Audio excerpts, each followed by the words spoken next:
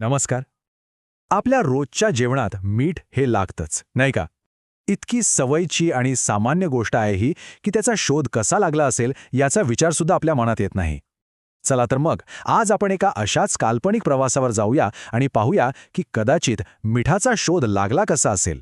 जरा कल्पना करून बघा, एक असं जग जिथे जेवणाला चवच नाहीये. प्रत्येक घास अगदी बेचव अळणी. खाण्यामध्ये कसलीच मजा नाही. फक्त पोट भरण्याची, जगण्याची एक गरज. हो, अगदी बरोबर. आपल्या आजच्या गोष्टीची सुरुवातच इथून होते. तर आपल्या गोष्टीचा हा पहिला टप्पा आहे, चवीशिवायचं जग. एक असं जग जिथे आपल्या पूर्वजांना म्हणजे आदिमानवांना चव म्हणजे काय हे माहीतच नव्हतं. कल्पना करा त्या काळाची. मानव जंगलातल्या गुहांमध्ये राहायचा. त्याचं खाणं काय असणार? तर जंगलात मिळणारी अळणी कंदमुळं, फळं आणि शिकार केलेलं कच्चं मांस. म्हणजे खाणं हे फक्त आणि फक्त जगण्यासाठी होतं. त्यात आजच्यासारखा आनंद किंवा मजा अजिबात नव्हती. पण निसर्गामध्येच ना एक गुपित लपलेलं होतं. आणि मग एक दिवस एका अगदी साध्या पण महत्त्वाच्या निरीक्षणाने सगळं काही बदललं. एका अशा घटनेने ज्याने इतिहासाला एक नवीन वळण दिलं. आपल्या गोष्टीमधल्या या आदिमानवाने एक विचित्र गोष्ट पाहिली. तो रोज पाहायचा की हरणांचा एक कळप एका ठराविक जागी येतोय आणि तिथला एकच खडक पुन्हा पुन्हा चाटतोय. रोज हेच घडत होतं. त्याला कळेना की या दगडात असं काय विशेष आहे. आणि इथेच बघा, मानवी बुद्धीची पहिली झलक दिसते. आधी निरीक्षण केलं, मग कुतूहल जागं झालं की हे असं का घडतंय, आणि मग आला प्रयोगाचा क्षण. हो, या 3 पायऱ्यांमधूनच एका मोठ्या शोधाचा जन्म झाला. आणि मग तो क्षण आलाच. तो ऐतिहासिक क्षण ज्याने मानवाच्या आयुष्याची चव कायमची बदलून टाकली. त्यानं धाडस केलं आणि हरणांप्रमाणेच तो खडक चाटून पाहिला. आणि काय आश्चर्य, एक अगदी नवीन पण कमालीची मजेदार चव त्याच्या जिभेवर रेंगाळत होती.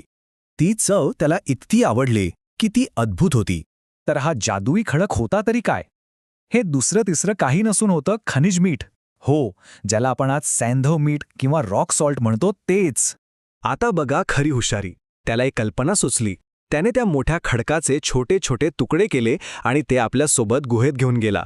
म्हणजे बघा, जी गोष्ट एका जागी होती तिला त्याने एका सोबत घेऊन फिरण्यासारख्या वस्तूमध्ये बदललं. आणि या एका शोधामुळे काय झालं तर जे बेचव अळणी जेवण होतं, म्हणजे ती कंदमुळं आणि फळं, त्याला आता एक अद्भुत चव आली होती. रोजचं जेवण आता शिक्षा नाही तर एक आनंददायक सोहळा बनलं होतं. पण हा आनंद फार काळ टिकणारा नव्हता. हळूहळू त्याने आणलेले त्या दगडाचे तुकडे संपत आले. आणि एक दिवस ते पूर्णपणे संपले. आणि आयुष्य पुन्हा एकदा बेचव अळणी झालं. ती अद्भुत चव तर आता गेली होती. पण म्हणतात ना, एकदा एखाद्या गोष्टीची चव लागली की ती सुटत नाही. मन काही शांत बसू देईना. आणि इथूनच सुरू झाला प्रवासाचा पुढचा भाग. हरवलेल्या चवीचा शोध, जो त्याला एका विशाल अनोळखी दुनियेत घेऊन जाणार होता. त्या चवीच्या शोधात भटकत भटकत तो आदिमानव जंगलाच्या अगदी टोकापर्यंत पोहोचला. आणि तिथे त्याने असं काहीतरी पाहिलं जे त्याने आयुष्यात कधीच पाहिलं नव्हतं. दूरपर्यंत पसरलेली वाळू आणि त्यापुढे अथांग न संपणारं पाणी. हो, तो होता समुद्रकिनारा. आता हे नवीन पाणी म्हणजे कोडच होतं. तो जेव्हा पाण्यात उतरला तेव्हा जंगलात फिरताना लागलेल्या छोट्या मोठ्या जखमा त्या अचानक झोंबायला लागल्या. त्याला आश्चर्य वाटलं, कारण नदीच्या पाण्यात तर असं कधीच झालं नव्हतं. मग ह्या पाण्यात असं काय वेगळं होतं? आणि मग कुतूहलापोटी त्याने ते पाणी चाखून पाहिलं. आणि त्याला आश्चर्याचा एक सुखद धक्का बसला. ही चव, ही तर अगदी ओळखीची होती. अरे, ही तर त्याच खडकाची चव होती जी तो शोधत होता. चला, चव तर सापडली होती, पण ती त्या खडकासारखी सोपी नव्हती. ती होती एका विशाल न संपणाऱ्या पाण्यात. आता एक शेवटचं पण सगळ्यात मोठं आव्हान समोर उभं होतं. ते म्हणजे या अथांग पाण्यातून ही चव मिळवायची कशी? समस्या अगदी स्पष्ट होती.